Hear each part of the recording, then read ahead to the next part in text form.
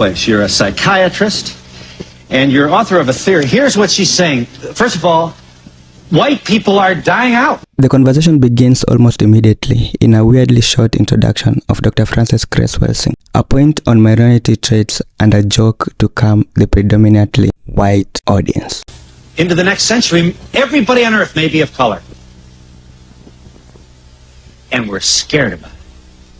Already we're a minority. Did you know that? I'll guess 25% of us are white, maybe less than that. And that's the reason we're racist. We're not only afraid of dying out, but we're also jealous because we have no color.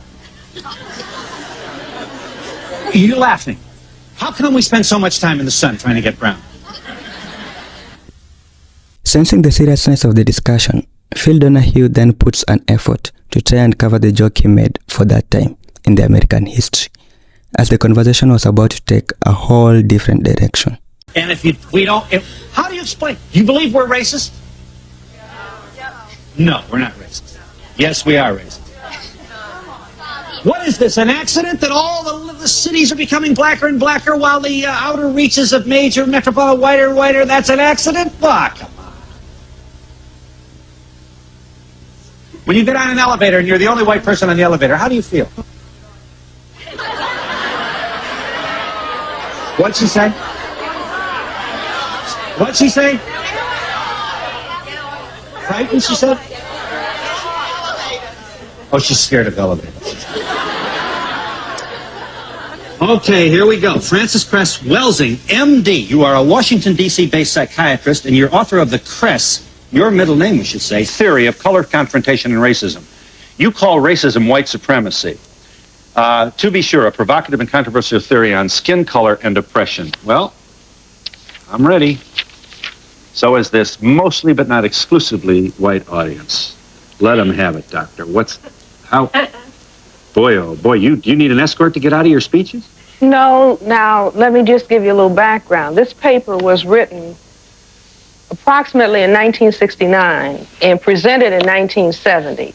It was written for a group of black psychiatrists who were looking at racism. Yeah. It was also written because as a psychiatrist and working in a hospital trying to treat black people and white people, but recognizing that the majority of the problems that black patients had in a psychiatric hospital, when you took a history, you would run smack into racism. So I knew I had to understand racism to help solve the mental health problems of black people. Okay. So out of my brain computer, putting in the question, why do we see this behavior? Why have we seen it for hundreds of years? So I thought about these two things, basically two facts, that even though the white population says that people of color are minorities, that it is the white population that is the minority on the planet. That's the reality you're saying. That's the reality. Yeah. That in spite of the fact that black people, non-white people have heard over and over again, you're genetically inferior because you are non-white. That in reality, white skin is a genetic recessive status, not as said by Frances Welsing. What is you see? Meaning that if you and I were to have a baby, the baby would have color, and you make the contribution and I don't. That white so plus what, colored. though? Well, wait a minute. It's not Frances Welsing that is concerned about the disappearance of white. Ben Wattenberg just wrote a book, The Birth Dearth. There have been multiple articles in the newspaper talking about the decline of Western populations. Yeah, here's the Washington Post, just to name one. We are a depopulation bomb, the withering of the Western world. Here, incidentally, this was the percentage of the West's population in 1900, the turn of this century. About 30%. This is where we'll be less than 10% in the year 2075. Here's where we are about today, 15. So we're not having babies. So whites are not having babies, and there is the concern about white genetic annihilation. In other words, I look at, this is Dr. Martin Luther King's birthday holiday, and people will say, well, here's a man who talked about love. Yeah. Why was he killed? And I say that the deeper logic is, what if all black and white people and non-white people and white people love? What would happen to white people? white would disappear. You see, just mix all of the people on the planet up in other words, if together. race didn't matter, or if color didn't matter, it follows with the jet plane. No, I'm not saying if it didn't matter. I'm saying that indeed if there was a mingling of all of the people, That's what I'm because the saying. ability, okay, fine. Absence of prejudice. The ability, no, wait, don't confuse what I'm saying. At this point, Dr. Francis Cress has done put nearly all information that needed to be said. Phil Donahue has interrupted her point so many times it has become obvious, and so by using science to explain white's greatest fear, she makes sure that her points don't get confused. I'm saying that if we mixed all of the people presently on the planet, stirred them up, That the white freckle-faced people would be gone. Genetic recessive status would disappear. And that if I did a survey and everybody didn't have to, face anybody, if I said how many people who are white want their children to be white, want their grandchildren to be white, want their great-grandchildren to be white, want their great-great-grandchildren to be white. And I've gone all over the country in England and asked this question. Yeah. Everybody wants the children and the generations to remain white. Yes. If you do, then you have to do something to make sure that that happens. And I say that what the thing is that is done, and particularly in relationship to black non-whites, because we have the greatest genetic potential to cause white genetic annihilation. Because you're the blackest. Because we, right. The most color. Right, we have this ability to produce melanin pigment. We have more of it than anybody else. And so the most pressure is on black people. As a matter of fact, the black people learn, all non-white people over the world learn. If you're black, stay back. If you're yellow, you're brown, stick around. If you're yellow, mellow, white, right. I can go to England and the people can just say the same thing. Doesn't matter whether, if you go to the Philippines, because there has been a confrontation of brown with white. Everybody knows the more pigment you have, the more pressure that is on you. Yeah. But they didn't understand why. I said the why is for the purpose of white genetic survival. All right. At this point, you've already noticed a pattern on Donahue's interruption. However, Dr. Francis Cress Welsing has completely stirred the audience using her prediction from the 70s and given real-life examples to show how big the pigmentation war is. And you're saying that blacks have no similar hidden subconscious anxiety about their blackness being undermined by the presence of white? We don't have that fear. And I think that this is something that is not understood. You see, in other words, if I don't worry about, as a matter of fact, under white supremacy, the non-white people try to get lighter. You see, because the less pigment you have, co-opting the less threat you are to white, and so the greater opportunity that you have. Yeah. The mass inability of whites to live and attend school in the presence of non-whites, manifested by the patterns of black and white housing and education throughout this country, and indeed throughout the world, is seen, according to your thesis, in terms of the color confrontation thesis, as the apparent total psychological discomfort experienced by whites in situations in which they must daily face their color inadequacy when they confront their neighbors of color. You go on. I predicted. Look, I wrote that in 1970. I said you cannot have integrated housing.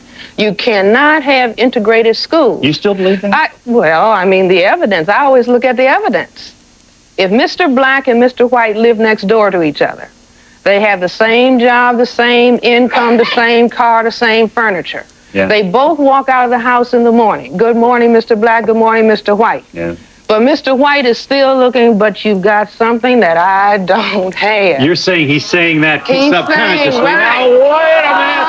All right, we'll give you a chance in just a moment. Wait a minute. Now, wait a minute. Let's look at They're nice people. You're really going to Wonderful like them, I people. promise you. You know, Let's once look in at a this. while, a couple of them stop before they come up here, and you got to keep an eye on Let's them. look at this. You know, Go ahead, look at it. very fortunately. Now, let me just understand this. See, well, the reason they're groaning is, that's an awful bad rap to take. Let me just arrogantly try and reword what I think you're saying. Now, don't get crazy. Let me say. Please, I'm Mr. White is looking at Mr. Black, and he's not consciously saying, don't you dare. Not consciously. So it is under here. Not consciously. I mean, we could go on for 3 hours. Not No, we can't. consciously. All right. Okay. I am saying that this behavior is at the subconscious level, and there's a lot of evidence. For example, just on Saturday, the New York Times had an article talking about the percentage of people who want a tan. 66%. I have the article if anybody wants to look at it later. 66% of white adults think they look better with a tan. 70% of white adolescents think they look better with a tan. What do white people? Ooh, I look so pale. Now, this is not something that Cress Welsing is putting on people. White females even say their ideal mate is who? Tall, dark, and handsome.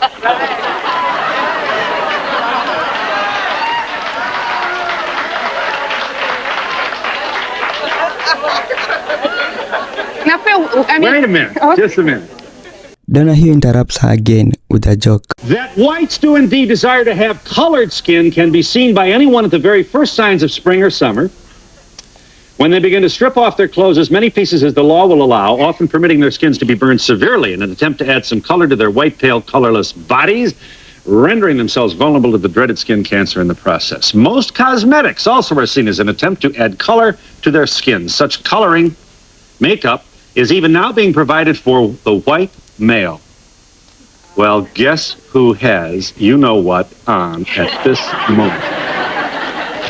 And if you don't mind my saying so, I do. I put it on myself. I don't go to makeup. I have a shine on my nose I've got to take, but I feel better with a little color. And I've got the whitest skin in the whole neighborhood. I'm telling you, no kidding.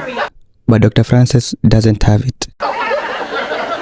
I'm not bragging. I'm saying as a matter of fact. This is not, my discussion is not about making fun of white people. My discussion is trying to explain behavior. People come to psychiatrists. I value your effort here. Why am I doing this? For example, when I was a very small child, I wanted to understand why black men were lynched. I asked my grandmother and parents, why would this be done? And my grandmother gave a statement. She said something like, well, some people just want to act ugly. But that wasn't sufficient, as a psychiatrist. May I interrupt for just a moment? Here's the read on that, and I know you want to add to this or make it just a little more complicated. The black male was lynched and often castrated because of the white male fear of the black male's, the myth is the black male's extraordinary sexual capacity. So he was lynched by frightened white males who feared that if he ever got anywhere near the white women, that somehow the white male would be a Now, you want to add to that. His sexual capacity, what are we talking about? I say that the fear is that the black male can cause white genetic annihilation. And this is why the attack on the genitals, there's no history in the world of any non-white men attacking white men's genitals. But why do white men feel the need to zero in on the black man's genitals and cut them off? Yeah. You see, and a lot of this is played out in symbolic behavior in this culture. For example, the culture says, keep your eye on the ball. Yeah. Now wait a minute. Look at something that I'll get there to just 1 second. See, look at something that people do not look at. Look at the game of billiards. See, the psychiatrist knows that through games we play out subconscious activity. Yes, they do. Okay, now look at this game. Here's a game with colored balls. Yes. All over the table. And guess who gets to shoot the ball? The white ball knocks all the colored balls under the table. And often saves the black one. And then the black ball, right. Till last. Till last. Because there's a specialness about the black. Yeah. Let me, Dr. Welsing, now, you're not surprised at the response of this audience.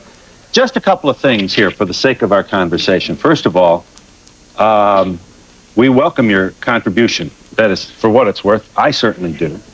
Which does not mean, therefore, that I or this audience necessarily agree with everything you say. But let me tell you what I think is important. I don't think we've asked enough questions about this thing called racism, which has, in my opinion, the capacity to bring us down as a nation, if not, certainly not only here, but in many parts of the world. It is in the American bloodstream, and it's especially manifest here.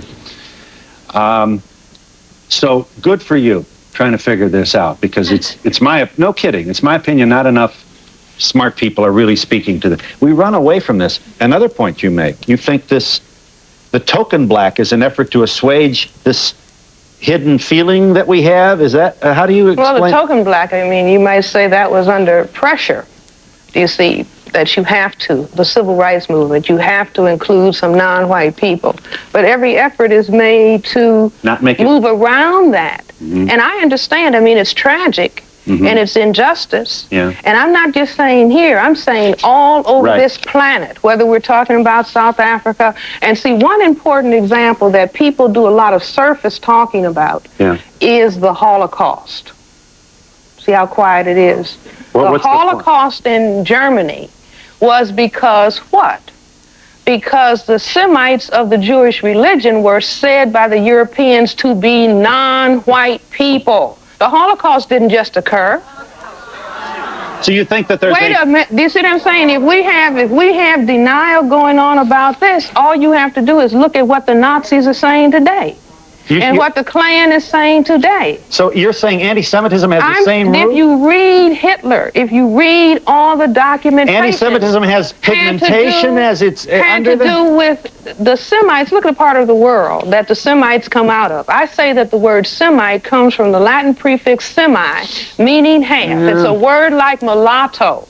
It means a combination of black African women, Greek and Roman soldiers, and you had that mixture. 2,000 years of continuing mixture in Europe made a lighter group of people. Okay, can I just... That were still considered to be non-white. When you use lighter and you say recessive, and you use the word recessive gene, I think I know what that means. This is not my language. This is the language of formal genetics. That's true. But you equate recessive with inferior. Now, just hang on one second. I don't claim to be the first one to bring this to your attention, but aren't you dangerously close to Joseph Mengele with all this stuff? No. How about Shockley? No. Wait a minute. No. What I am trying to do is explain some very, very important behavior on the planet that other people have shied away from dealing with. Yeah. Do you see? And to say that because you talk about it, it's just like if somebody studied tuberculosis and say, well, are you against the tuberculosis organism? No, you're trying to understand it. Well, but you do bring judgments on me. So when you equate recessive with inferior, that's not science, that's judgment. No, I'm not, that's not what I say. I say that the people who are feeling an absence of color, that they look at themselves in that way. And they have a response to therefore say, if I can get in charge of all these non-white people, then I am going to be superior. So nobody is uncomfortable in the white collective with all the white superiority that goes on every day. Look at television. White. Wait a minute.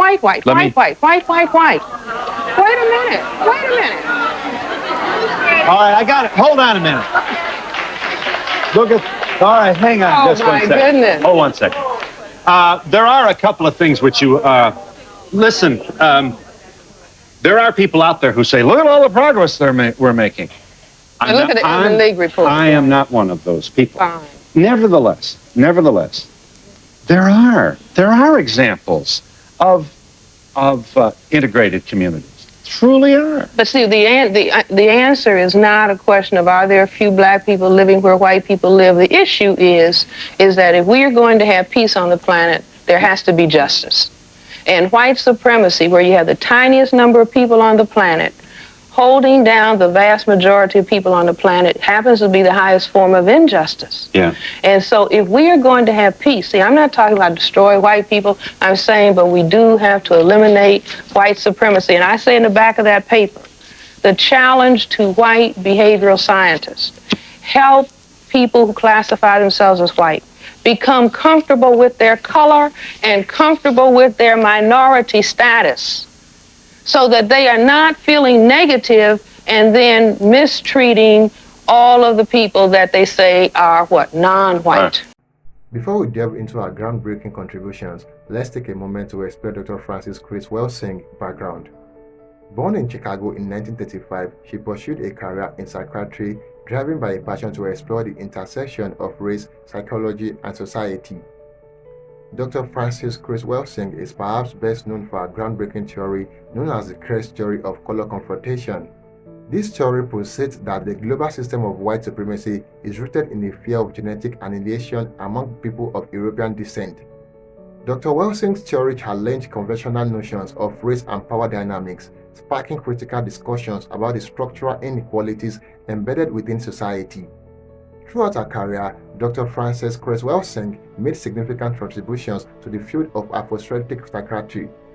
She emphasized the importance of understanding psychological effects of racism and oppression on individuals and communities of African descent.